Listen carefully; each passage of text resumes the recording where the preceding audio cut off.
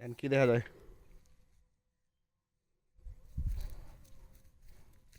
ধানবাড়ি, আমার গ্রামের বাড়িতে। সবাইকে শুভ সকাল। এই যে আমরা ধানবাড়িতে যাইতেছি ধান দেখার জন্যে। কারণ কয়েকদিন থেকে টানা বৃষ্টি হওয়ার কারণে আসা হয়নি, আর কয়েকদিন অফিসের চাপও ছিল, এই জন্য আসা হয়নি। আজকে যেহেতু একটু সুযোগ পাইলাম যাই। ধানগুলো কিন্তু সুন্দর হয়েছে, সবার দেখা যাচ্ছে ভালোই সুন্দর হয়েছে, কারো ধান কে হয়নি। দেখা যাক, আর 2-3 মাস থাকলে ধান হওয়া শুরু করবে, পাকা শুরু করবে। ওই ধানগুলো দেওয়া মাত্র 30 দিনের মতো হয়েছে। হ্যাঁ, দেখা যাক, দেখি কী হয়।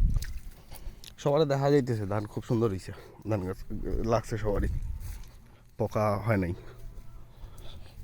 কারণ ধান হওয়া খুব প্রয়োজন, না হলে আমরা যারা মধ্যবিত্ত গরিব আছি আমাদের জন্য খুব সমস্যা হয়ে যাবে। চালের দাম, ধানের দাম না থাকে না, কিন্তু চালের দামটা একটু বেশি থাকে সবসময়।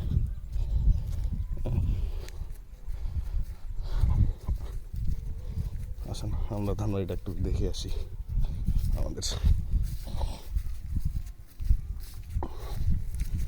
সামনে কিন্তু যে নদী আছে, সামনে নদী,